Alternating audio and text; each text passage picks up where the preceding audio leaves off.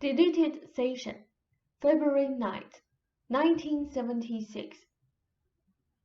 Rob noted, this morning while working on the tax questionnaire for the CPA, who handles our affairs, I had cramps in my back and stomach.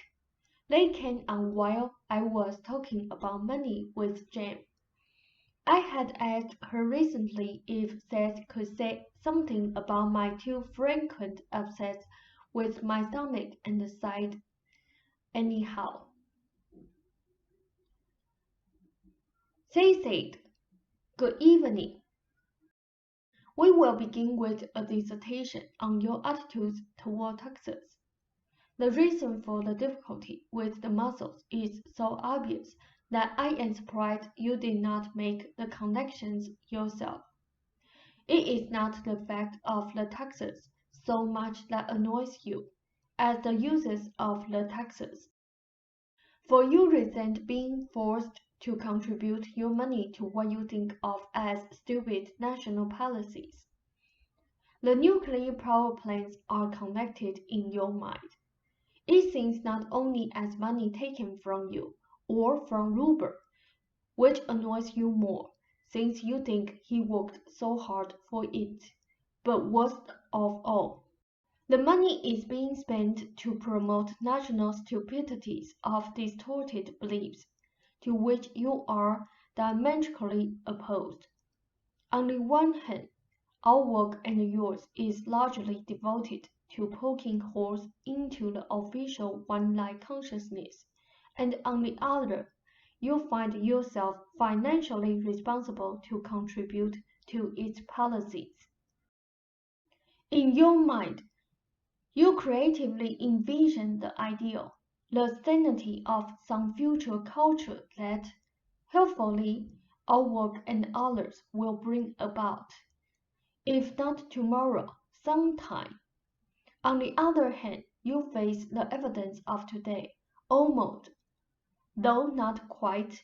It seems the worst picture possible, the antithesis of what is desired. And it seems to you that your money is being used to prolong those conditions. The money is being achieved or accumulated as a result of your search for the ideal. So it appears twice as ironic to you that the funds for taxes be used to pursue national goals bent. It seems, upon the most gross, short-sightedly practically conditions. This is, if you will forgive the term, beautifully and cleverly connected in your mind with unknown reality, the book. Here again you find yourself often in a dilemma of your making between the ideal and what seems to be, if not the grossly practical, something close to it. For there you envision on the one hand the best possible book, content, production, etc.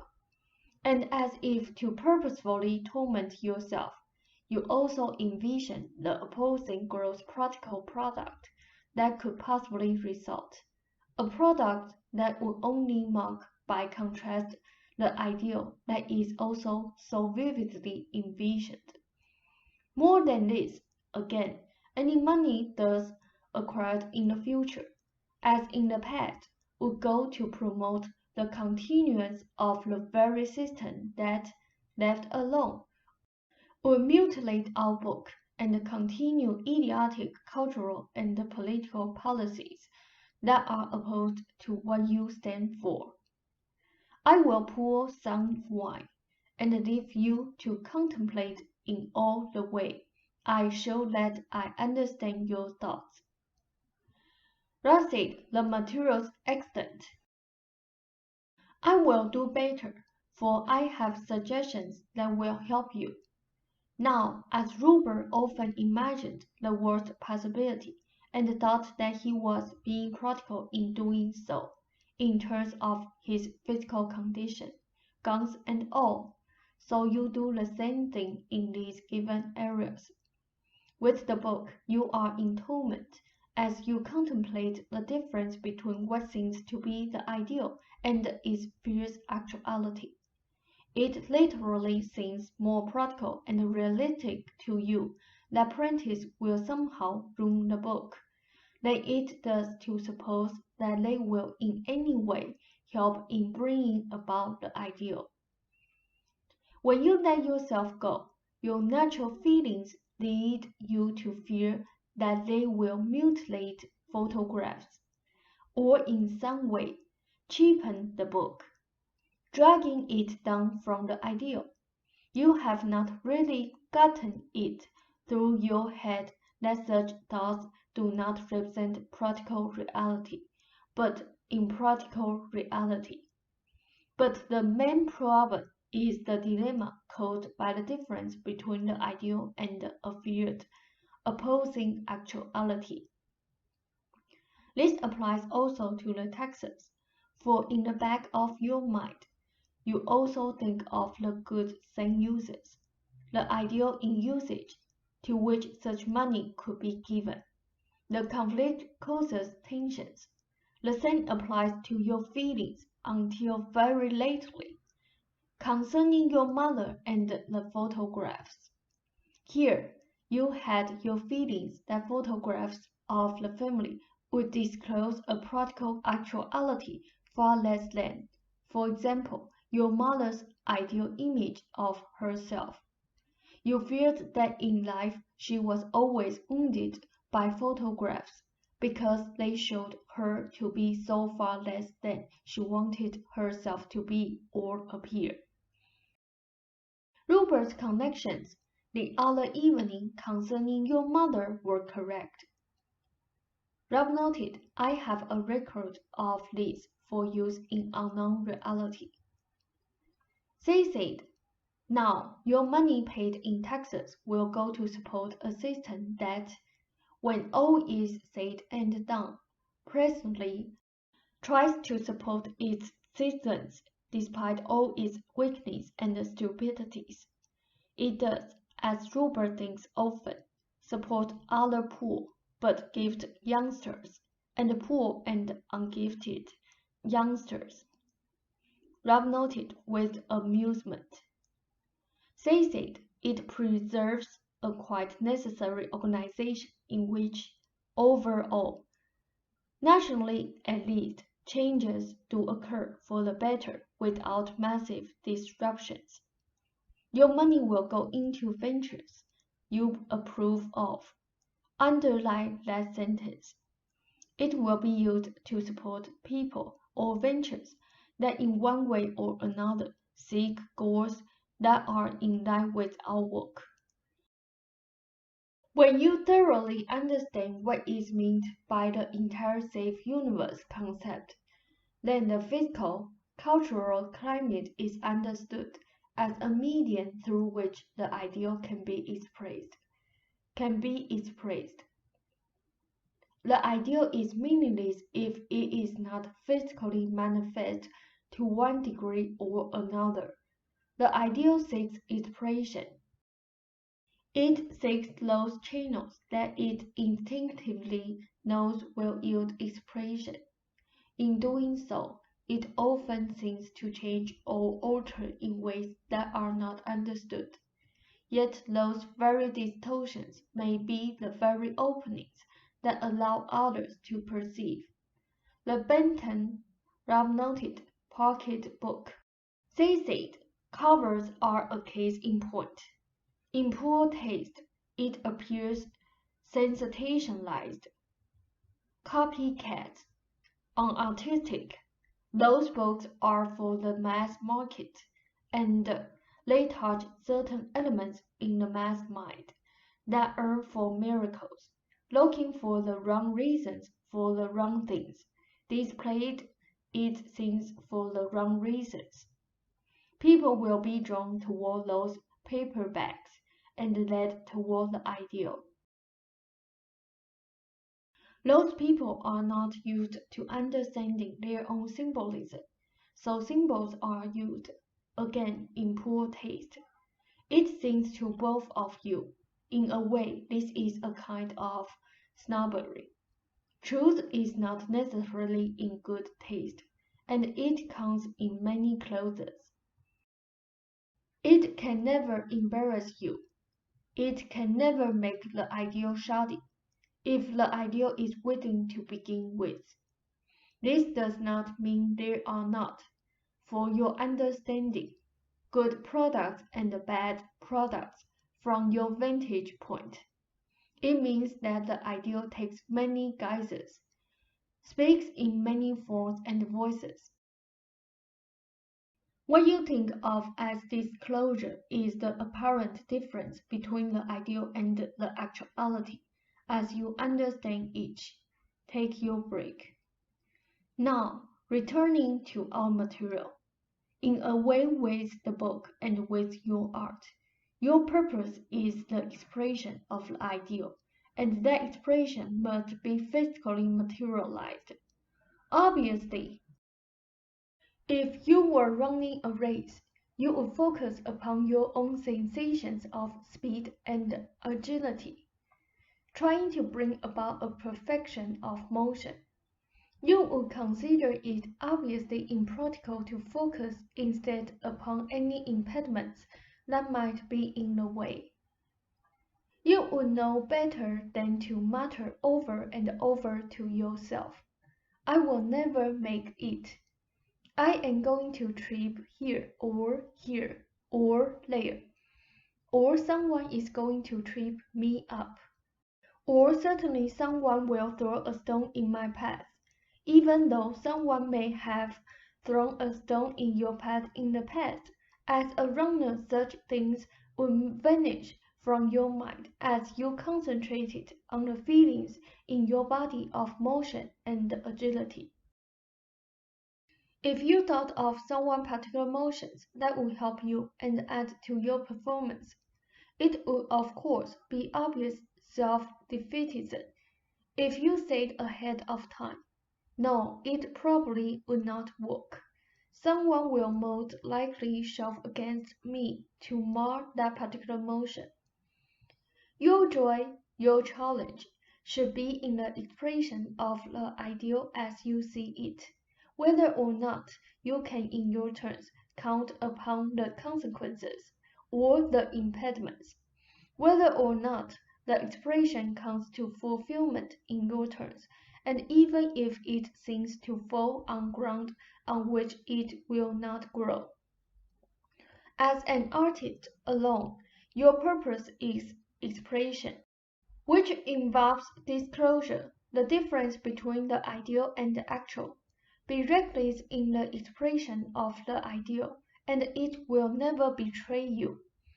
Treat it with kid gloves and you are in the middle of a battle. You demand the best circumstances, the proper conditions, and only then will you face yourself. Then the joy of the ideal itself is marred for you, and you become overprotective. Your challenge then, if you believe in the photographs, is to send them out even if it means risking them, rather than refusing the expression of the ideal, which is always self-defeating. You cannot control expression. Besides, the expressed ideal may seek routes actually far more advantageous than ones you might have planned for it. You cannot inhibit such expression out of fear, without experiencing tensions. As you become accustomed to the idea of reckless expression of the ideal, then it is free to find more perfect expression. It clears its own roads. Your feelings, however, are based upon personal and cultural background, the unsafe universe, in which inspiration must be guarded and protected. It is seen as basically so weak that it requires an artillery of attitudes and a fortress of concepts to protect it. Unimpeded expression of the ideal, however, is the most powerful force in the world and cannot be impeded. Your joint ideas of the ideal is expression, and feared closer Was in the past also largely responsible for your joint embarrassment over Rupert's physical condition, your joint shame over his appearance. He was indeed expressing the ideal of his life to a far greater degree than most, but in those areas where its expression lacked, the contrast seemed so varied in your joint eyes as to make the ideal seem a lie by contrast. If others had the same attitudes toward someone in the same kind of difficulty, you would straighten them out at once. His mental patterns have undergone obvious, very important alterations. His condition was his individual reaction to general mass beliefs of a negative nature. You see those results in all the individuals you know: false teeth, eyeglasses, sacrificed organs, or whatever, poverty, poor relationships. Some people are blighted to some degree in all areas of their lives. When Rupert as an individual sought to heal himself, and at the same time sought to divest himself of traditional methods of healing, such as doctors and so forth, he embarked upon a journey through his own beliefs, but also through the beliefs of your own culture. He is coming out on the other side. Again, your discussion about the dentist was vital to him, because he finally understood his attitudes, not only in that area but others, and in those areas, no matter what he told himself, he was afraid that the worst was really happening or would happen. He really feared that in actuality he needed gun surgery, and at rock bottom he feared that that was a reality against which he must fight. Prentice's mutilation of the photographs is the same thing on your part. You are taught that to be practical is to expect the worst. To expect the best is Pollyanna. Despite that belief, however, you have both managed to express the ideal and to clear, whether you realize it or not, one area of life after another. Rupert's approach with the guns is a good one. It can work if he changes his beliefs quickly enough, since the overall physical condition is vastly accelerated. His impressions earlier this evening are very significant, as you will both shortly see. Do not consider your own symptoms as weakness or as something to be ashamed of in the face of the ideal of perfect health. Instead, see your body quite intelligently and inform it that some of your attitudes have distressed it. The session should help considerably. Do you have questions? Ralph said, no. They said, if you have difficulties again, speak to the concerned areas gently, in a calming fashion. Tell them that you are working on the problems that have caused them stress. This will help, but the conditions now should vanish with your understanding, and I will vanish for the evening. Ralph said, okay, it's very good. They said, postscript. Certain conditions have already changed for Rupert so that he can express energy more exuberantly. He can collect it, and yet let it flow through him with greater strength. He can direct energy better for that reason. So, I am personally sending you a surplus, and I am directing it in those areas in which you need it most. I am saturating you with it. Seven told Rupert not to forget to be playful. My existence is quite as earnest as your own.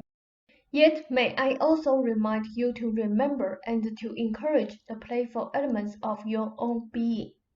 I give you then resources of energy this evening, personally directed, tailor-made. Make yourself a cloak of vitality and strength. And now a fond good evening. Ralph said, thank you very much. That's Good night.